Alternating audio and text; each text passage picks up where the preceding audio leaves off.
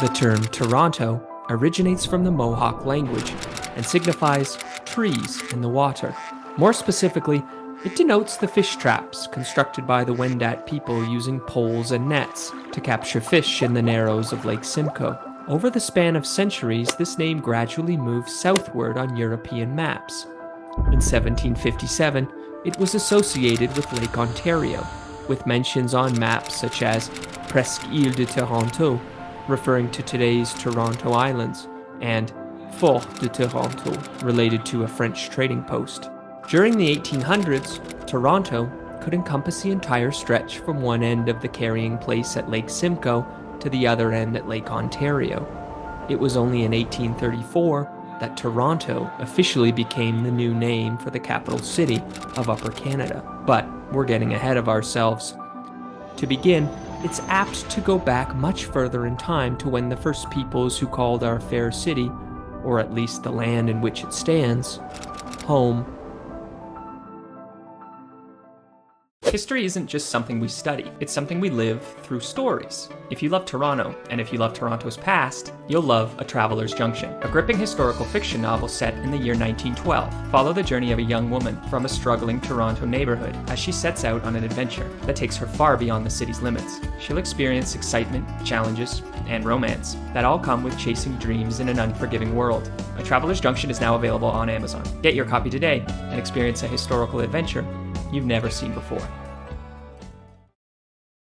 The prehistoric era in what we now recognize as North and South America is a subject of debate and shrouded in uncertainty. However, archaeological findings affirm the presence of inhabitants in Ontario dating back to the conclusion of the last ice age. These early inhabitants possibly trailed the migration of mammoths and mastodons, adapting to the evolving climate as they moved northward. As the ice sheets melted over the ensuing millennia, numerous lakes and rivers formed, leading archaeologists to speculate that the utilization of canoes likely commenced around 5000 BCE. The inception of First Nation fishing encampments can be traced back to approximately 1000 BCE. As early as 500 CE, these communities thrived, with as many as 500 residents residing alongside each of the city's three major rivers, namely the Don, the Humber, and the Rouge. Over time, First Nations communities developed an intricate network of pathways and water routes in the Toronto vicinity. Upon the arrival of the Europeans in the early 1600s, the population of Ontario was characterized by a notable division into two distinct and contrasting cultures. In the southern region, situated amid Lake Huron, Erie, and Ontario, resided those who spoke Iroquoian languages. They inhabited villages and cultivated corn, their primary sustenance for the major part of the year. During the winter, the men engaged in hunting, while in the spring, they focused on fishing and strategizing for their ongoing conflicts with the communities to the south of Lake Ontario, as they were virtually in a constant state of warfare. The Iroquoian inhabitants of Ontario had organized themselves into various nations. Among these groups, the Wendat held the prominent position as the most numerous and influential, essentially serving as the dominant force in southern Ontario, akin to a superpower. Their adversaries residing to the south of Lake Ontario had concurrently united to form the Haudenosaunee, commonly known as the People of the Longhouse.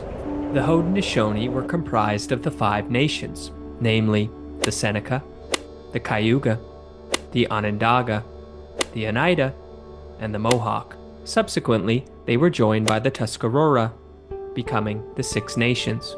The carrying place served as the gateway, providing access from the Wendat's native territory into the hunting grounds along the northern shoreline of Lake Ontario. This route was traversed by traders, hunters, and warriors alike. While we often envision it as a path weaving through uninhabited terrain, it's possible that this perception is inaccurate. Numerous village sites have been uncovered across the Greater Toronto Area, raising the possibility that southern Ontario during that era may have been more densely populated than previously thought.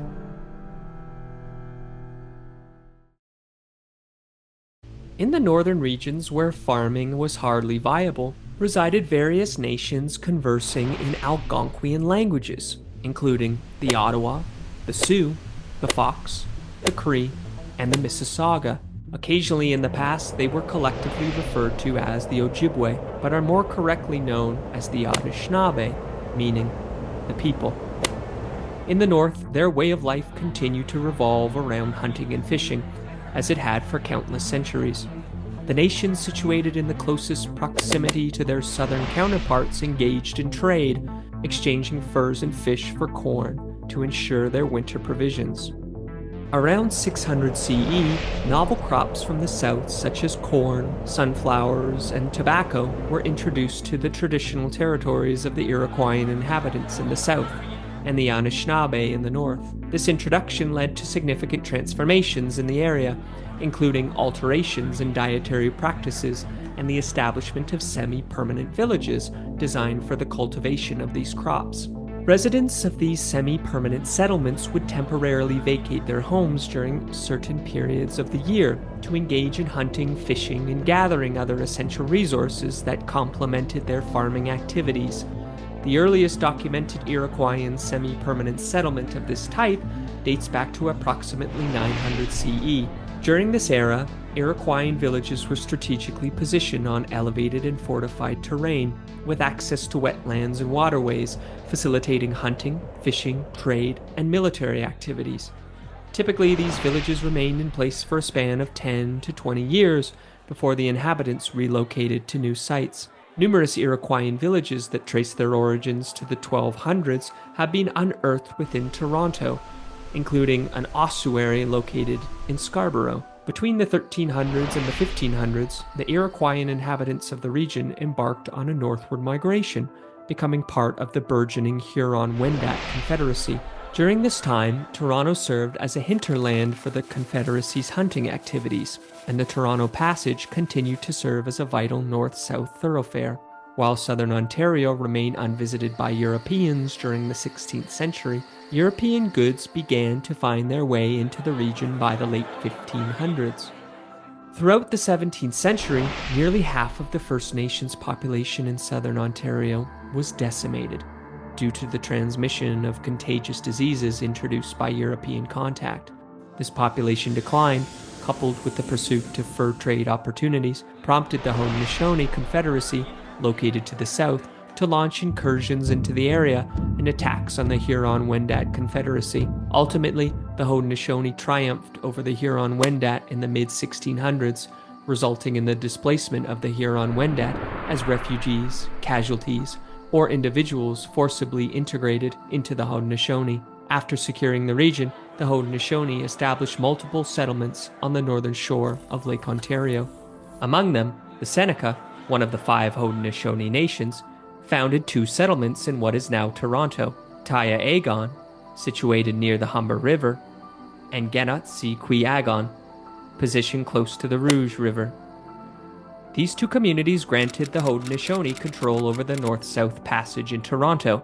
In the 1660s and the 1670s, Roman Catholic missionaries made visits to these Seneca settlements. However, both Taya-Agon and Genot-si-Kwi-Agon were deserted by 1687.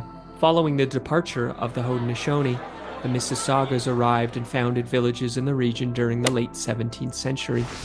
The first European to step onto the shores of Lake Ontario near what is presently Toronto could have been the French explorer Etienne Brulé, who navigated the Toronto Passage from Huronia in 1615.